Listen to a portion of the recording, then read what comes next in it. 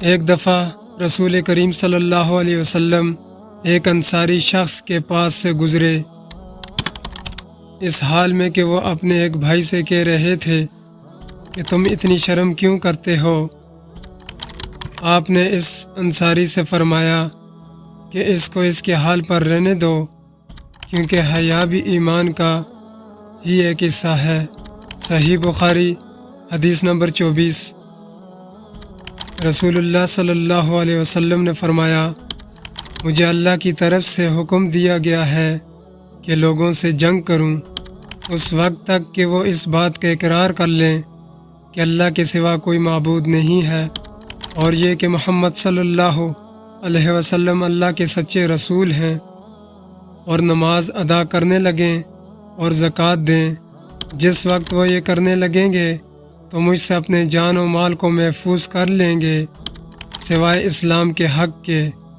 رہا ان کے دل کا حال تو ان کا حساب اللہ کے ذمہ ہے۔ صحیح بخاری حدیث نمبر 25۔ رسول اللہ صلی اللہ علیہ وسلم سے دریافت کیا گیا کہ کون سا عمل سب سے افضل ہے؟ آپ نے فرمایا، اللہ اور اس کے رسول پر ایمان لانا۔ کہا گیا، اس کے بعد کون سا؟ آپ نے فرمایا کہ اللہ کی راہ میں جہاد کرنا۔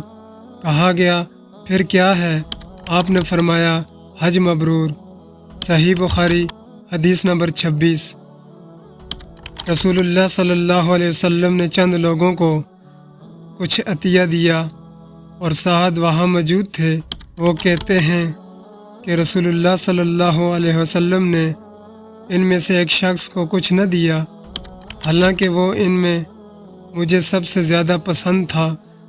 میں نے کہا، حضور آپ نے فلاں کو کچھ نہ دیا، حالانکہ میں اس سے مومن گمان کرتا ہوں۔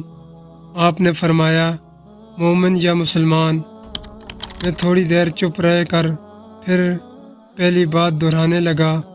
حضور صلی اللہ علیہ وسلم نے بھی دوبارہ وہی جواب دیا۔ پھر آپ صلی اللہ علیہ وسلم نے فرمایا کہ اے سعد، باوجود یہ کہ ایک شخص مجھے زیادہ عزیز ہے، پھر بھی میں اسے نظر انداز کر کے کسی اور دوسرے کو اس خوف کی وجہ سے یہ مال دے دیتا ہوں کہ وہ اپنی کمزوری کی وجہ سے اسلام سے پھر جائے اور اللہ اسے آگ میں اوندا ڈال دے۔